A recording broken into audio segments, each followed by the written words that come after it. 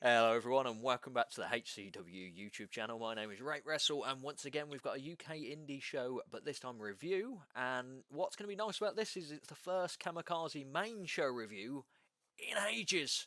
And we had him on once, and then he became the biggest draw in wrestling history. So now he's back on again. How are you doing, Colin?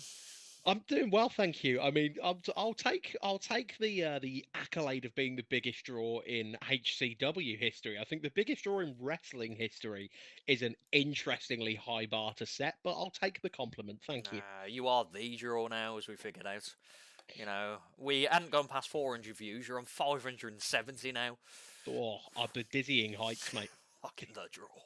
And so now you're just booked on the show for the rest of eternity. You'll be I, reviewing bel shows you've not even attended. I believe there is a wise man who often says you've got to give the people what they want. It's best for business. Uh, but yeah, so talking of great times, so the 10th anniversary show was the Kamikaze Pro Dojo, and I think it was a great success. Very, very good menu. How did you think it ran? I fantastically. I mean, straight away, I've got to give a quick shout out. I shouted him out on the day, but there is a chap called Eamon who literally built the friggin' venue. It is Yeah. insane. He literally came in and basically put the place together. Yeah, but he made it look wonderful. The whole Kamikaze team worked really hard. They were there from really early on in the day, getting stuff strung up and constructing the entranceway and all this kind of thing. And yeah, it really came together nicely. Like when I walked into that room, I couldn't believe that this warehouse that I'd been in a couple of weeks previously had now been transformed into what looked like a bona fide wrestling venue. Yeah. It came off so well. It was brilliant and I loved it.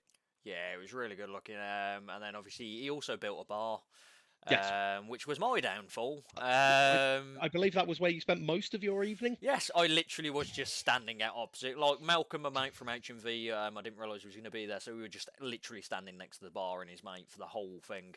So yeah, that's why this isn't going to be as noteworthy, and it's pretty much going to be, I like that match. I'm here to hold it together, Aaron. It's You fine. are, because that's the reason you're back on, not the draw side of it. But yeah, so we'll kick off with a match that wasn't announced, but it was a banger match. So it was a pretty much a, I nearly said NXT, a Kamikaze 1.0 versus a Kamikaze 2.0. Yeah. So we had the team on Cage Match. They're going by Zero to Hero. Was that ever announced? Yes, it was. It was announced on the. It was announced on the night. It was announced by Laurie Neal, the ring announcer of this contest. Yeah, the Zero to Heroes. Do we know where that name came from? No. Wonderful.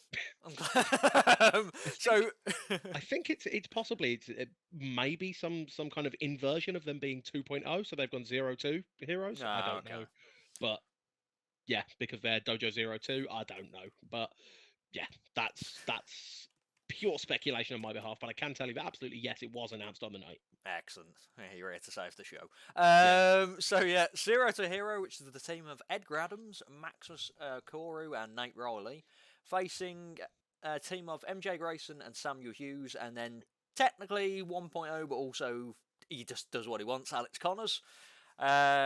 So for what I remember from this always is Alex Connors loves to wind up the gear people. This time around it was I can't remember her name, the young girl. yeah. He once again tried to chase her out the building because wouldn't take his gear, and then it just kicked off to be like a really, really entertaining way to show to start the show. Look, everyone looked really good in this match. They did. My prevailing memories of this contest, to be honest, are mostly from commentary and not for the reasons that you might think of it being this incredible, extravagant match. It was so much fun to call, which it was, don't get me wrong. But my prevailing memories are one, this was the first time that I had ever seen MJ Grayson since he has taken on his new nickname of the Icon of Sin. Mm. So I had to fit in as many references to the Doom series as possible. And secondly, is on the opposite side of the ring, of course, you have the Skywalker. So there were lots and lots of pop culture references just flying back and forth between me and Simon. And when I say pop culture references, I of course mean terrible puns. So I would say that on its own is worth the price of admission on the Vimeo. Keep your eyes out for that. It's genuinely is possibly my finest commentary performance since the day that I announced Smash Mouth Chris Ridgway and then fit in 15 all-star puns in the match. This is Yes. what you bring to it, the draw. This is if anybody's looking to book a commentator, this is what you want, my friends. I tell you, when I said that Ridgeway got into the mount position, the hits started coming and they didn't stop coming, my commentary partner physically had to leave the table. I'm proud of it. Oh no. Corpsing in the middle of the video. But yeah, for what I remember this, everyone on the show was really good at it. Alex is so over as a heel, as in like Yeah. everyone just loves to boo him. And he works really well in that kind of vein. He's what I like to refer to as an excellent dickhead. Yeah. And Yeah. he knows how to play it, like he knows how to be like a cowardly heel sometimes. He knows how to just be like over the top, as in like absolutely destroying the face. But he's very good at his work. MJ Grayson has said he has been on the Kamikaze live show with Chris Ridgway. So he's doing that, and then obviously Samuel Hughes is having a great run as a heel right now. Since he's turned himself on the fans and decided to start kicking people in the dick all the time and hitting them in the dick, he's doing pretty well for himself. He is. He's become the new master of the low blow in the dojo, and fair play to him. It is bringing him a lot of success as life's hottest prospect, life's hardest penis kicker. I'm trying to go along with the initials. You might need to edit. You might need to edit that Oh out. no, nothing's going to be edited. Oh, brilliant, fantastic! Glad to hear that. I'll put a blooper yes. of the Indiana Jones reel at the start as well. Oh, brilliant! I'll look forward to that. Honestly, mate, if you want one where there's going to be some outtakes, we're going to have fun tonight. But yeah, it was a great contest. As you quite rightly said, all of the guys on the Kamikaze Pro Dojo 1.0 team, as it were, really gave a great showing of themselves. We're coming in with a lot of momentum for various different ways. MJ, of course, with that fantastic match at Frostfight with Ridgeway, and Alex Connors has just been on a bit of a tear on the live brand recently. So yeah, they were a tough challenge for the Zero to Heroes. Exactly, and the Zero to Heroes, they've kind of they're completely different. They're more an agile team, would say. Like obviously Edgar Adams, Skywalker were just flying everywhere. Maximus, do you want to be sports entertained? Yeah, I don't mind it. But yeah, it ended with Zero to Hero picking up the win. So which that's massive for 2.0. You know, beating like you'd say the veterans of the dojo side of it. And I rated it 3.25 stars. I really enjoyed it as an opener. It just kicked off the show really well. I think that's fair. There was a lot going on in there. There was a lot going on in that match, which occasionally can be to a match's detriment. And this one, it walked the line, but it was absolutely fantastic. And considering it was a showcase for these guys in the dojo, I think they can almost be forgiven for wanting to give their all and give absolutely everything, to this main roster crowd. And yeah, they went out and they showed themselves to be absolutely fantastic. And yeah, it was a great match to call. It was fun to be behind the commentary table for it. I'm sure it was fun to watch from the crowd as well. But yeah, a banger of an opener. Yeah, and it just highlights how good the dojo is. Just extraordinary, and anyone that wants to see them, go see the live shows. Always entertaining. So we kick off straight to a match that was on cart and on paper just looked insane. Dan Maloney versus Shigehiro Irie. So Dan Maloney's first appearance in the UK as a part of the Bullet Club. Absolutely. And he was accompanied by his brother Bear Maloney. He's going by here. And that would be because it's his name. I didn't know that. I don't know stuff. I don't know Dan Maloney's family. Come on, you were a foreign member of the dojo. You're saying you don't know Bev and Bear? I know Bev, but I've never spoke to Bear, so that's probably what it is. Fair. So like, right. you wouldn't. Yeah. Anyway, that's. It was a match. No, but yeah, it was just a hard-hitting contest. Dan Malone Shiri, Shiri pulled out all like these usual trademark kind of moves, like the rolling like axe bomber where he rolls up straight afterwards. I love the back. I can't remember. I don't even know if he's got a name for it. You know, where he's on the ropes and he leans back and then goes into a splash. Yeah, that move. Yeah, and then they were just absolutely obliterating each other. Just chops, hits. Yeah, Insanity. Shiggy hits one of my favourite moves in wrestling at the moment. It is something of a trademark of his, but he had Dan Maloney seated on the ring apron and hit a diving crossbody from inside the ring Oh yeah, through the yeah, ropes and just smashed both of them out onto the floor. Absolutely tremendous stuff. But yeah, both Maloney and Irie, which I will correct you on the pronunciation of, did absolutely fantastically and beat Seven Shades of out of each other. It was wonderful to watch. yeah. No, it's really great contest. And it ended with Driller winning the match, which was a good kind of hometown kind of thing. Oh yeah. And there was kind of a bit of respect from that. But as we discussed in the review, the preview, sorry, Dan Maloney is now 4-0 against Shigehiro. So Shigehiro probably should just give up fighting Dan Maloney. Is pretty much the what I'm going to take from that now. It does seem to be a bit of a bogey opponent for him. Yeah, Irie might need to move on from that particular attempt, but who knows? Maybe he'll pick up that big W one day against the Driller. Yeah, so I rate this one as a 3 stars. I just wanted it to go longer. I feel like it just suddenly ended, which was good, but it was also I just wanted it to last forever. Like just big men hitting each other. It's the greatest kind of thing to watch. Yeah, I understand where you're coming from with that, but by the same token, like I think because it was these two colossal powerhouses just beating Yeah, the hell out of one another, it almost couldn't go much longer because it was so seismic, the impact of the shots and the general sort of violence in the match that really they were going to wear each other down quite quickly. So I wasn't surprised that it ended a bit quickly. And of course, when you've got a move in your arsenal like the Driller Killer, yeah, that's an ender no matter where it comes in the match. yeah. I've never seen a move look so grim. You know, it's just like it just never looks like it's going to end well.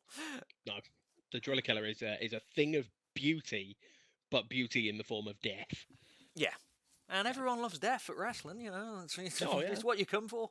But moving on from that, we kicked off into the first of many title matches, a stacked title card.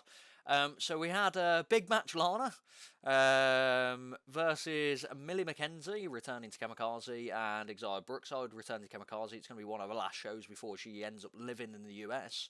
Yeah. So that's a nice thing she came back from this. So I'm going to throw it out here. I'm guessing you're aware of this. Lana punched my point out my hand. I am aware of that, yes. And do you know what's hilarious?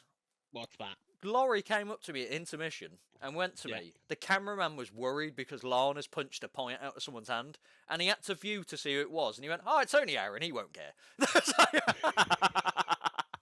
"Fuck." Just get him a 3 point. I was like, "Yeah, that worked." Yeah.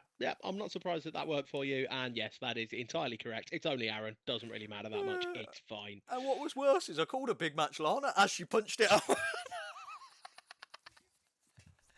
Oh, God. If you're drinking a cider and she punched it over herself, would she have become Big Thatch Lana? Oh, God. That's why I'm here. Big fat That's why I'm here. But yeah, so this was a fun match. So it's pretty much Lana trying to use the other two against each other. She was trying to team up a lot of the time. Obviously, with Exile, made sense at the start, but then Exile went for a pin, and Lana tried to break that up. And then Lana decided, you know what, Millie could work well with me, even though I've beat the crap out of her for the last 5 minutes. They worked together for a couple of moves, and then Millie McKenzie kind of realised this wasn't a thing.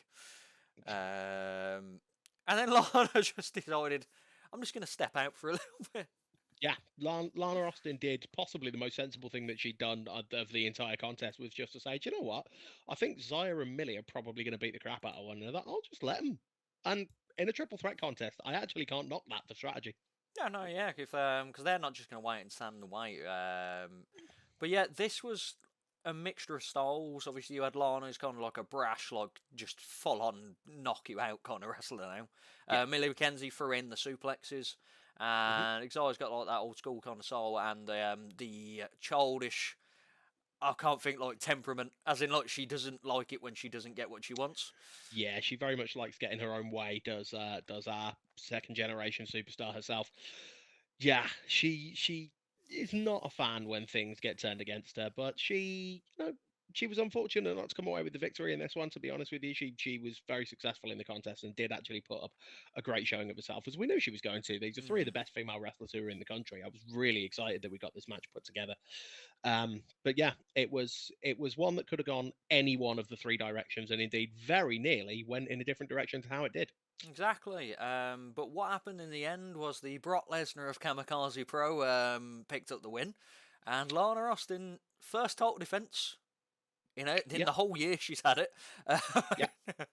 It was a success. Although I mean, let's be honest, the successful blow was struck by Millie McKenzie, Yeah, which I'm sure is something that Millie's going to possibly have something to say about in the future. But yeah, Millie absolutely flattens Zaya with that deadly spear. Millie McKenzie hits one of the best spears yeah. in British wrestling. Absolutely gorgeous. Throws herself into it, and then yeah, Lana just promptly hoofed her out of the ring and took the pinfall for herself. Which I can't deny the strategy. As much as it's not necessarily the most honourable way to win, can't deny the strategy, and that was Lana retaining. Yeah, well, you say honourable. Is she just going to watch it and just go, this is unhonourable if I break this pin up? Yeah, You can. There's a difference between breaking the pin up and just pinching it for yourself. You know, at least do a. You've got that beautiful, like the raw. We literally spent a lot of the last podcast talking about the roaring forearm of yeah. Lana Austin, how effective that is as a weapon. At least do that. So Don't just be like, gonna nick it. what I'm taking from this is that you wanted her to do more damage to a Cyborg side that was already dead. What you should be taking from this one is that I wanted her to represent herself in an honourable way, and yes, also hit somebody with that really cool forearm. Okay, so you were just doing it for you, weren't it? That's the opinion. Yeah. Stop it, she's already dead. Oh, that's it. Oh, mate, she's absolutely out of it. But it's honourable now. But yeah, so Lana Austin picked up the win and retained the title. Hopefully, she will be able to defend it a lot more coming forward. Because obviously, she hasn't. We joke, but she hasn't really had the chance to defend it. So No, she hasn't. yeah. It's all jokes aside. She hasn't had a lot of chances, but I'm fairly sure there will be some more coming her way soon. Excellent. So we'll move on to. I will throw out there my match of the night, which was the Kamikaze Pro Live champion, George Lydon versus Chantal Jordan, the Kamikaze Pro Relentless champion. This was just a banger of a match. They absolutely went out there and destroyed each other. Yeah. Like George got like kicked the crap out of as well. Like Chantal wasn't like Chantal. Sometimes you can tell with Chantal's like there's because she's a proper striker. Sometimes it's like she hits people, and then sometimes she lays it in. She laid it in. George was absolutely marooned. Yeah. Yeah. George George got the absolute hell kicked out of him, which when you're in the ring, yeah, it was an absolute mullering, and it was one that I'm sure George was still feeling for a little while afterwards. But yeah, they to his credit, of course, absolutely defended himself with just as much vim and vigor, and it was a match for the ages. Like, and what a representation, it has to be said, of the Kamikaze Pro dojo as well, for these two young competitors who've both come through our dojo and have both kind of honed their craft in that very room we were in. It was perfect. Couldn't have been a better showcase. Yeah, and it felt like a passing of the card thing, which is weird, seeing as I said they're both so young. But George did pick up the win, and he is now the Relentless champion. But it was just a nice moment. Like George easy said on Twitter and so forth like that. That's the title he always wanted to get. Not going for like the main, but like all the people that have held that Relentless championship, and he felt like he would be a good esteem to go with them. But yeah, just incredible. Just the mood, like the 450 splashes, the kicks, the meteorias, the dives. It was just you can't really do justice. Even if I wrote notes on this, I couldn't do justice of how good that match was. No, you absolutely couldn't have done it. It's the kind of contest that honestly you just have to witness. Like I know it's going to seem like I'm just here to plug, but honestly, the Vimeo is going to be the only way that anybody actually is truly able to capture like just how good of a match this was. Because for two talents who are both of them, their age still ends in the word teen, and they absolutely just shone. It was fantastic. No, as I said, and it was the best of the trilogy as well today. They really left it at the end. But it said George now is the Kamikaze Pro Live champion, which he's got an open championship happening at the next live show. And he's also, it's not going to be me. I've been hearing rumours. There's a grand return coming. It's you. I'm going to kick him in the dick.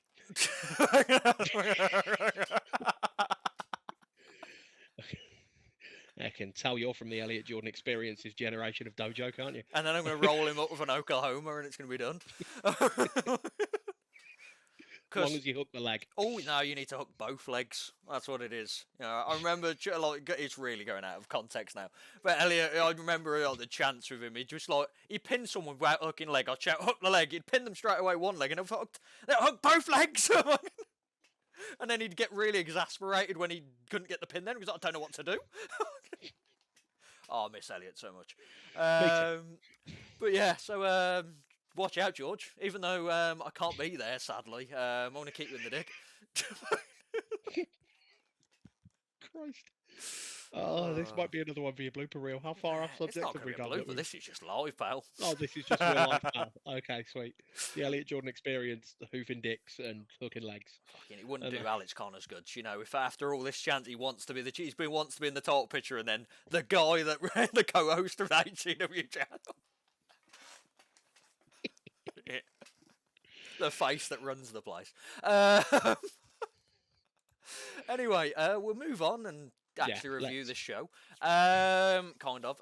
So we had a match that was announced after the preview went live, which was I call him the gatekeeper of Kamikaze Pro, like which is Cage Jutler. The man's fought a who like every man you like Bronson Reed.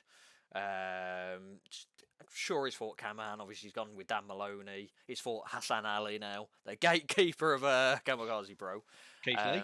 Keith Lee, yeah, just so many good wrestlers. And then to top it off, he's also fought Clint Margera a few times. Oh, absolutely. The gatekeeper. They had some wars and were also co-tag team champions. I completely forgot that happened. Will they coexist?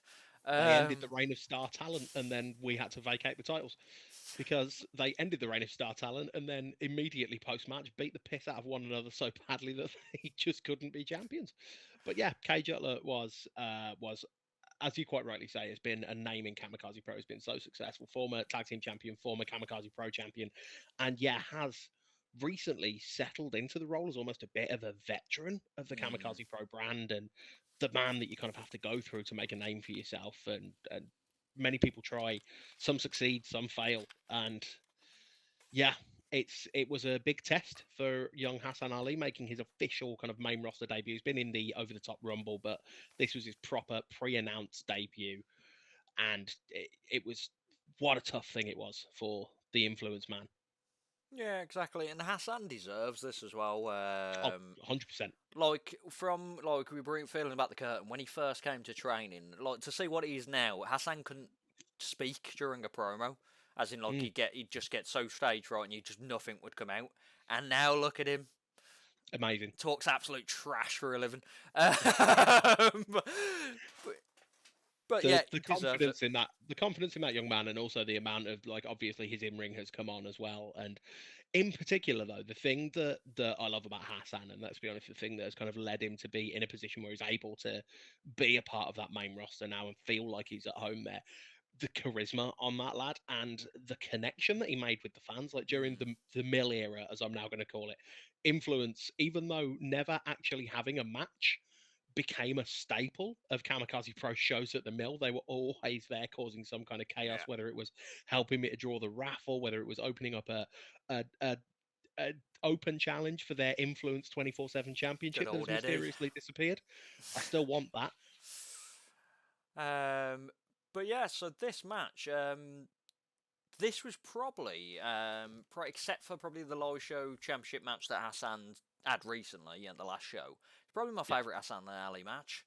It kind of showed him off, because Hassan's a bit of a powerhouse, but Cage Jutler is not a bit of a he's a bit of a powerhouse. So it was a nice Hoss kind of fight. And both guys just left it out there. And Hassan, there was a few moments where you actually thought he may pick up the win and kind of shoot himself into the moon. But unfortunately, in the end, Kay did pick up the win. But Hassan really showed that he can make it on the top roster. Oh, he absolutely did. He did not look out of place. And while it was in the end, it was the ring IQ that really kind of paid the way for Cage Jutler and showed the difference because he was able to pick apart a body part and ultimately got the submission with the figure four. So that is that's the kind of thing that comes with experience and comes with time, is that skill to kind of rip apart a body part and get a bit more technical with it. But yeah, it also was interesting to see. I'm going to be honest. I thought we saw a slightly different, slightly meaner side of Cage Jutler that we haven't really seen come out of him. He was a bit pissed off with the fans. Like, the fans always kind of chide him and josh him about being from Swindon for some reason, which you don't know why that became a thing, but it just did. And then somehow he seems to take it more and more to heart every time, and he was properly, he was letting that anger come through, and unfortunately Hassan, and in particular Hassan's leg, were on the receiving end of it. Yeah, I love when a figure four wins a match, because you don't see Yeah. it that often at the moment. Like, people say, "Oh, Ric Flair was the figure four." He barely won matches with the figure four. But yeah, it was a good match. I think Cage Jutler as well. He's sending more heel. That came across in the last live show as well. Yeah. Because I feel like, I don't know if it's like he feels slightly disrespected by the younger talent as well. Because Nate Riley just put him off his game for a lot of the first start of the match, and he had to turn into a brute just to stop Nate Riley. So I think he's kind of realised that to the younger guys, he's just going to have to go to the wheelhouse and just destroy them. Pretty much, yeah. He's basically got to be a bit less forgiving, hasn't he? Yeah, which is what you need to do. But yeah, overall, really enjoyed this match. I said, like, the card in general, there wasn't a bad match on the card. But we'll move into a match which I'm not going to be biased about at all. So we had the challengers of Sunshine Machine, which are Chuck Mambo and TK Cooper, against probably the greatest tag team that's ever been in Kamikaze Pro Live. Kamikaze Pro. Live. Yep, they would be if they were there. The Bled, which was Clint Margera and Luke Douglas. How did you think this match went, Colin?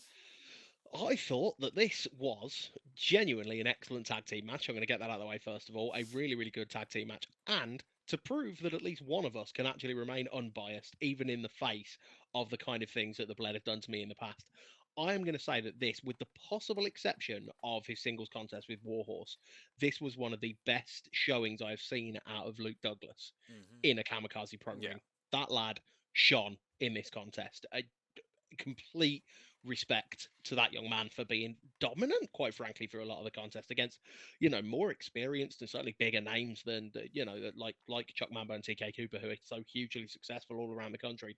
Yeah, Luke absolutely looked great in this match. So I'm going to get that out of the way right now and prove that I'm not a biased individual, because honestly, straight up, hands up, Luke looked fantastic. I mean, having said that, the Bled and the way that they escaped with their championships, and I'm very, very glad to have made official the challenge that went down post-match. But I'll give you a chance to get your word in edgeways before we discuss that. So just throw it out there.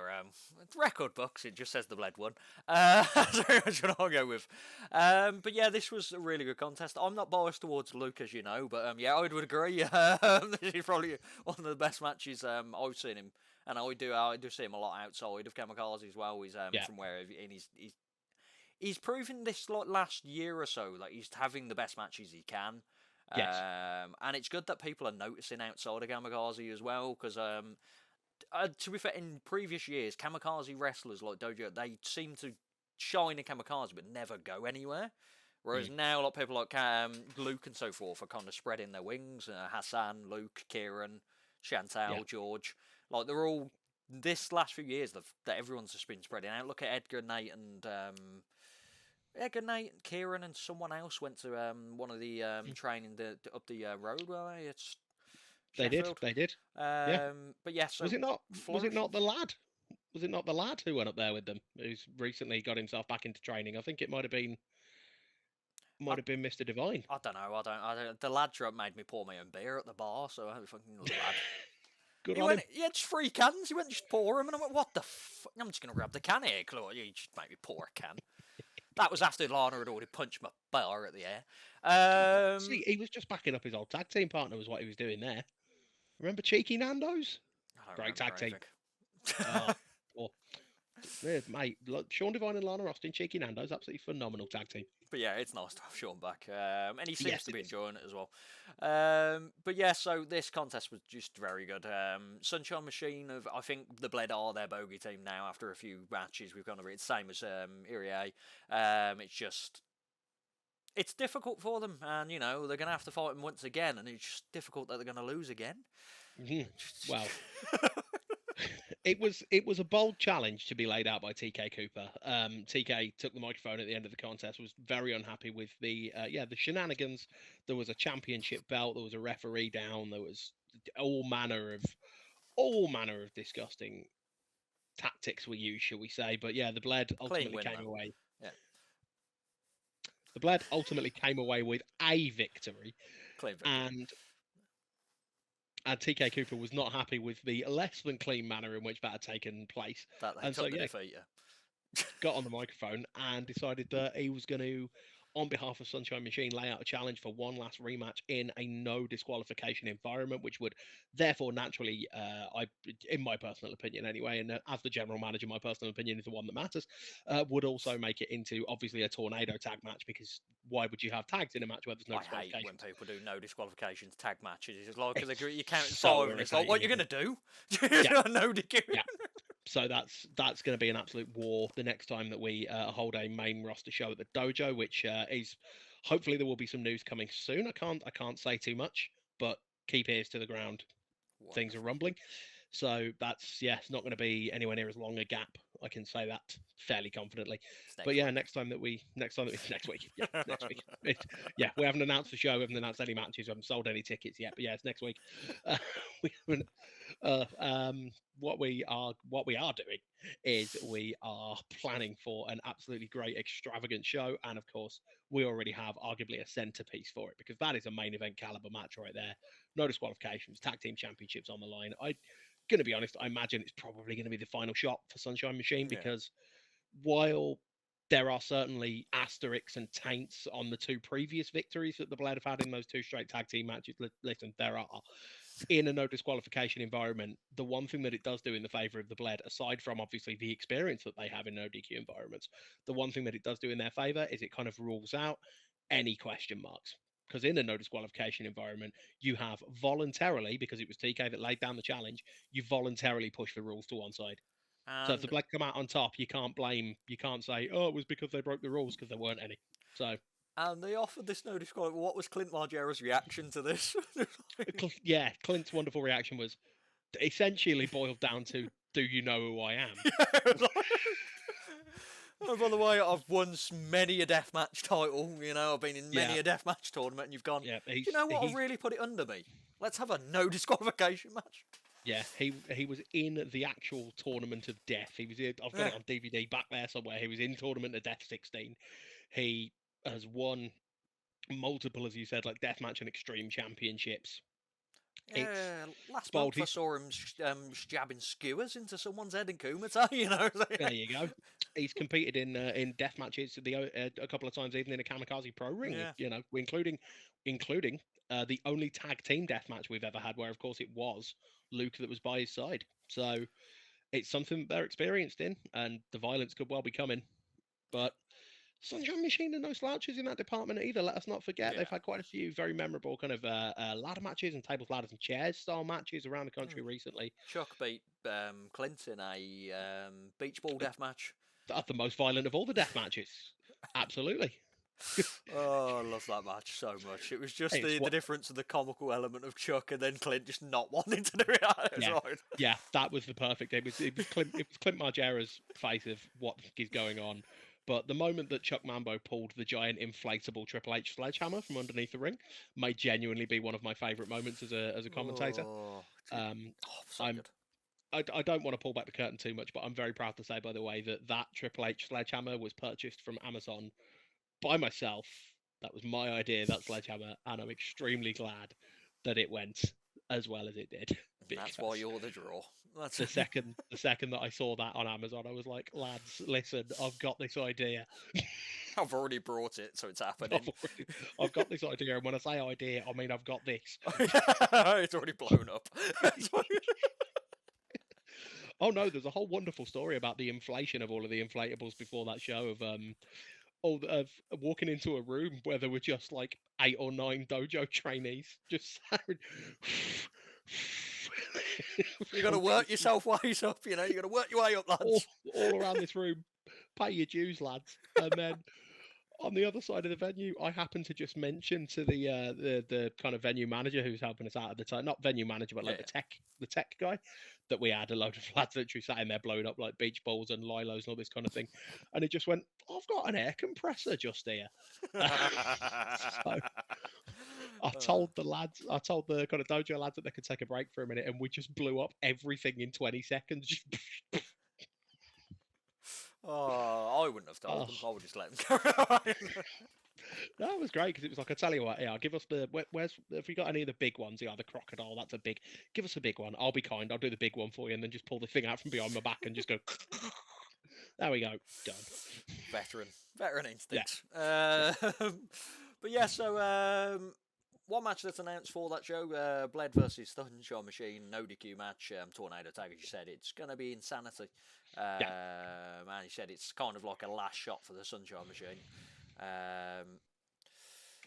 And it will be. Anyway, so we're moving on to... fucking smooth. We'll move on Smooth as to silk. a main event, which was...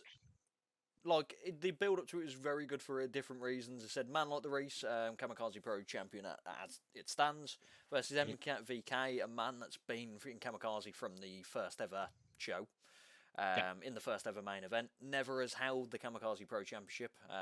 Always wanted to go that. So this was kind of like old school versus new school kind of element to it. 100%. Yeah, the kind of old guard of Kamikaze Pro, you know, as you quite rightly said, somebody who was main eventing on the first ever show, one of our first kind of major stars, really, that was produced. Like, it was him and Ryan Smile, who were sort of A and B at the beginning of the company, and you know, MVK was there having main event matches with, you know, huge UK stars like Eddie Dennis, with international stars like Uha Nation. Yeah, that was like all in our first year. MVK was doing that kind of stuff, so absolutely, he is like an original in Kamikaze Pro. And on the other side of things, you've got somebody who, when MBK had that match in that first ever show, like he was the main event at the first ever show. A man like Doris wasn't even a professional wrestler yet, and now he's on top of the company, holding the Kamikaze Pro Championship. He is the guy in Kamikaze Pro to beat, and he is arguably, I mean, there's several names who would argue with it, so I wouldn't want to say this is a fact, but he is definitely in the conversation for being the biggest star that the Kamikaze Pro Dojo has helped to produce on this scene. Especially when he's getting manhandled by Roman Reigns. You know, that's just... Who are indeed. I couldn't believe it.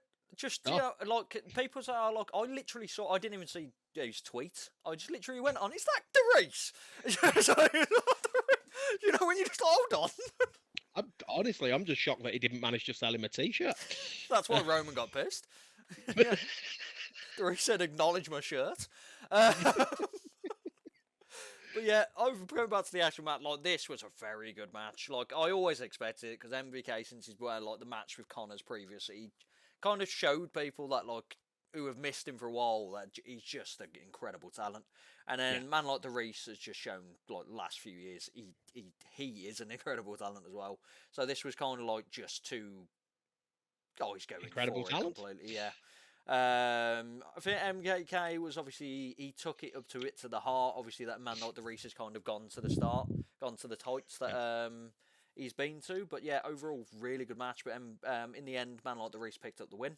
And he has now, the same as Big Match Lana, at his first defence for Kamikaze. He has. He's defended that title very well. Made a wonderful showing of himself against MVK, which is apparently three initials that you've been struggling to say for about the past 5 minutes. I don't know why. That's what I've been saying, haven't I? I'm fairly sure you've said MAK about. Do you know what's really? I'm going to throw it out here. I've nearly said so many times MDK. All fucking day. That's what I've nearly said so many times, and I've had to stop myself. That's probably what's happening. Valcabius. Valcabius, who is... It's weird that I can say that name fine. Yeah. Valcabius, who it is rumoured, is actually the man, the king, the god of this shit. Oh, this fucking review's a scam. I like the fact that you've had me back. You've very kindly had me back on because the last one did do quite well, but also I enjoyed being on here. It was a pleasure, and it was really kind of you to invite me back on. And I have responded in kind by just fucking ruining your review of this show. No, no. To be fair, it was always going to be ruined. As I said, I drank and didn't write notes. True. Yeah. So I just rather than attempting to kind of help you with that and kind of provide the background and provide the knowledge for you to frame around, I just decided to descend to your level. That's the issue. But we've had fun. If you really want the review, watch the show on Vimeo when it's out. That's true. That's very true. Yes. You can review it for yourself. Scumbags. By watching it. See, that's how you sell it. See, this is why I don't write notes because spoilers. The way that you sell it is our review was shit. Go and watch it yourself. Yes. Love it. Absolutely huge fan. Thanks. But yeah, in all seriousness, I'll try and bring it back because one of us needs to. It was an absolutely fantastic main event. It was a contest that was worthy of the billing that it was given, of kind of old school versus new school, and the reigning Kamikaze Pro champion against the man who was in the very first main event 10 years to the day before that show. And they went out there absolutely put on a blast. And considering it was getting late in the evening and whatnot, kept those fans engaged, kept everybody hooked on every single moment. And there were moments where it genuinely felt like it could swing either way. Like Valkabius was so close on more than one occasion to getting that victory, and Doris had to pull everything out of his locker. But the two guys really made an absolutely brilliant showing of themselves, and yeah, it was a worthy main event, a fantastic title match. Yeah, just to top off a really good show as well. He said it did it ran late, but it didn't feel like it was running late. No. Like you have shows where you have like a 10-match card and it feels like you've been there for 7 hours. But this 7-match card was perfect, and like I said, every match was great as well, which is kind of like, especially for a show coming back, kind of really pushed Kamikaze back. And it's nice that the dojo show worked, and you're more than likely going to be able to do it again. Without any kind of hitches. Yeah, we are fit. I don't know if you picked that up, but my dog just kicked the crap out of my shelves behind me. You're on down there, Cook. Yeah, so that was what were you saying? Something about dojos, all right? You can run more shows. Yeah, you're not wrong. It will definitely be. I think we have found ourselves a bit of a new spiritual home, and yeah, somewhere that we can kind of say this is where we're going to be going from now on, because it was an absolute success. People seem to love it.